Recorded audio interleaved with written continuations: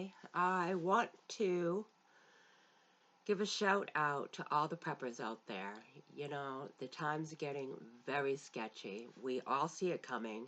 The instability is everywhere. The questions of what the future will bring is just hanging in the balance. Nobody knows, you know.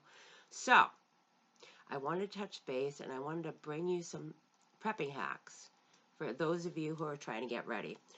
So whether you're using solar or wind, these hacks will help you. So here's the thing.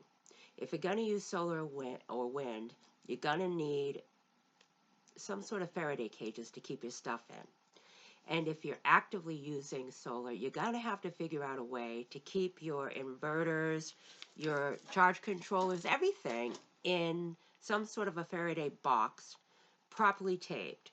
Now, you can use aluminum tape, the same aluminum tape they use for the duct systems for dryers, or you can use the more expensive copper tape, which will also work fine.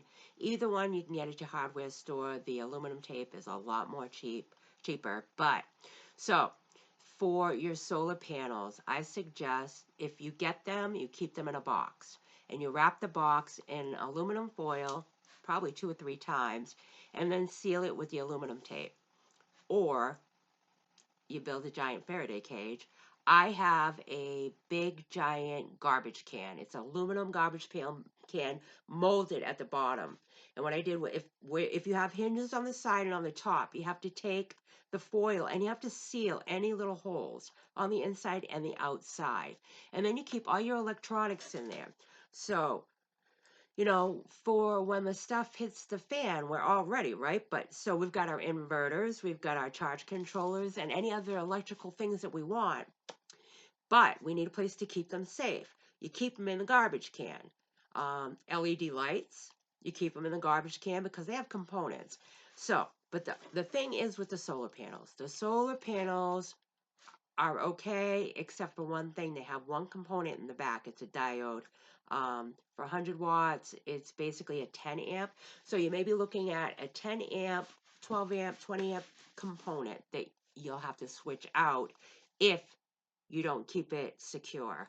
You can put the tape on the back of the box over the component, but that ain't going to do it. So that might help, but in the long run, I'd wrap them up in a box. At least have a few, 3 or 4 wrapped up in a box so that with the foils and stuff to protect them in case of a solar flare, EMP, or a nuclear explosion. Any of those are going to fry the components within any electrical system. So if you have a laptop you want to use after the fact, you keep it in the big garbage can. And the thing is once you get your garbage can filled with your stuff, you want to seal it with that tape. Everything needs to be sealed.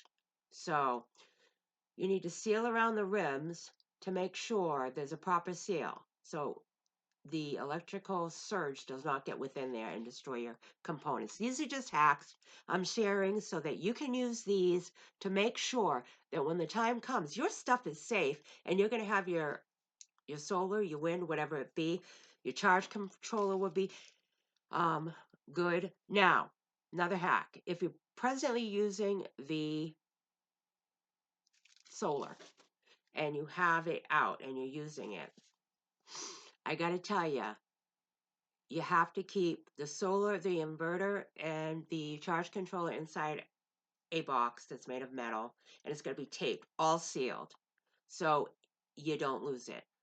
Or you have extra inverters, extra charge controllers put into your Faraday cage for when the time happens. Next, for the solar panel, if you're actively using it, you've got to make sure you have extra diodes. Look in the back, you take off the little plastic part on the back of the solar panel, and you're going to see the diode. It's just this big little black round diode, and it'll tell you whether it's a 10 amp, 12 amp, 20 amp, 24, whatever. Look and see what it is, and then get extras. Now, so you take those, you wrap them up in foil. I'd say get at least 20. Put them inside, depending on what you got for solar panels. If you got a whole bunch, then you need more.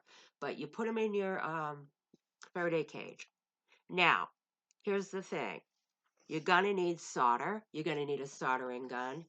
And anything that's electrical with that, you want to put inside of your Faraday cage. Anything you don't want fried goes in your Faraday cage. Radios that you're going to use for blackouts, Faraday cage. Anything with electrical components goes in a Faraday cage. If you got to get 2 garbage cans, then you do. Whatever you need to do, but you can't fit the solar panels in. They won't fit. So you're going to have to work that one out. But these are just life hacks, Have water, food stored away at least 6 months worth, Have a plan. Get books on edible plants. I mean, hell, you know what? I am proficient in understanding on how to eat the weeds because the stuff hits the fan. You got to know what you can eat, What's safe, what's not. Good book for you guys called it's Mushroom Hunting for Dummies. Get it.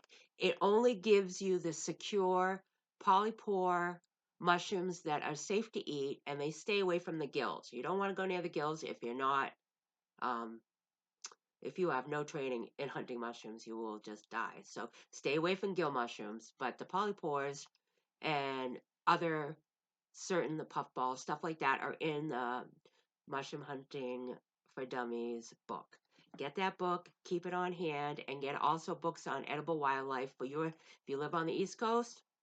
Get a book on edible wildlife for the East Coast, or just get books on plants for the East Coast. And I would get flower books so you know how to identify these plants. Anyways, God bless. This is just food for thought for what might be coming down the road. And I hope everybody will be safe. Peace.